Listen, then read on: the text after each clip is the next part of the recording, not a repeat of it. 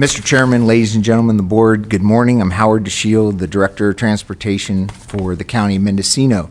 I don't have a lot to add by way of the staff report. I will note, and it's in your package, that we did receive we did distribute this CEQA negative declaration, mitigated negative declaration to the state clearinghouse, which distributes that to the agencies and has a pretty organized reporting procedure, and that came back with no comments. Also, I might add, the department has probably spent off and on in starts and fits, so since the year 2000, working on various environmental issues. One of the most intense one were archaeological resources that we thoroughly studied and spent a good deal of time working with the various agencies on. So I'd like to think the department, probably the reason there weren't a lot of comments is that we'd spent quite a few years working on what we knew were areas of environmental concern, and really I think in the proposed mitigated negative deck have presented mitigations that will bring those concerns to a point where they have no significant effect on the environment. So I'll entertain questions and respond at the end if there are any other concerns. Okay. From the board, questions to the staff on the report? Any comments, concerns? Supervisor Delbar. Thank you, Mr. Chairman. As we know, this has been going on and on and on and on for quite some time, when changes in the state and federal regulations have bumped this, continued it, and required more and more work and more expense. That said, I have some concern about one of the mitigation measures, that I'm failing to understand exactly how reconstructing a road, albeit a very bad one, in an existing right-of-way and roadway with existing ditches that, by the way, man-made, that we have to turn around and dump $40,000 in mitigation for fixing a ditch. And you identify, or you say 7 sites along our ditches have been deemed warranting restoration.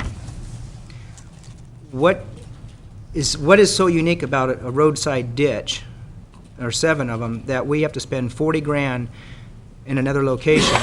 Point 1. Point 2, at what point do we take into consideration, or actually not us necessarily, but the regional board and Fish and Game, take into consideration the millions we've spent on restoration activities completely voluntarily? We have dumped a lot of money, both our own funds and grant funds, to restoration of miles and miles and miles of habitat in this county, completely because it's the right thing to do. No mitigation requirements, no hammer over our head. Yet we're getting absolutely no credit for it. We got no credit for it on Mill Creek, and we're getting no credit for it here. At what point in time do we stand up to the state and say, sorry guys, isn't going to happen? This is a project, this is where reality comes into play, and at $40,000 can be better spent on improving the project, not mitigating for some ditch. So I know there's a question in there at the beginning, then I added my editorial parts in there, so Mr. DeShield, if you could help me understand how sensitive 7 roadside ditches are that we got to dump 40 grand in to help them. I'll refer to just the finding of the Army Corps of Engineers, which determines what is jurisdictional and what isn't. They reviewed the whole 4 miles of road and did find these locations, determined they were jurisdictional as wetlands. Whether they were man-made or not, I defer to legal counsel beside me, but it's been my experience that many man-made wetlands have been determined jurisdictional all across the country, and therefore, are subject to mitigation.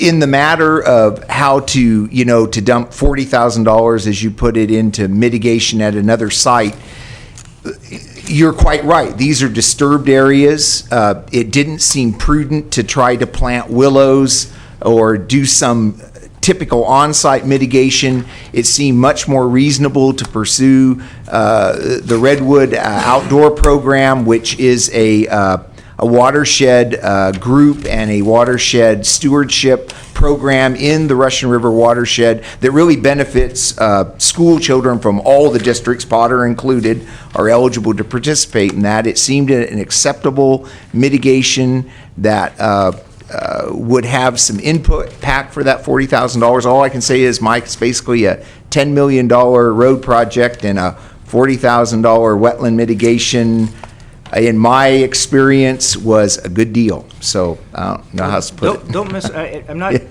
my issue isn't with Redwood Valley. I mean, that's Right. irrelevant, completely Right. irrelevant to the point of we've already mitigated ahead of time, pre-mitigated and improved miles and miles and miles of habitat at our dime and other taxpayers' dimes. Right. What point do we challenge the state and say, wait, folks, we're not, I haven't seen us do that. Maybe you did. Maybe they started off with 100,000 and you got it down to 40. If so, tell me and I'll say thank you. But at what point do we tell the state, no? Well, that's not how it went. That we actually looked at some on-site mitigations that were actually just the design of them looked like they were going to be more than 40,000. So in a way, I took. They're ditches. We took, true. The thing, you're referring to the Five Counties program and the habitat restoration work we've done.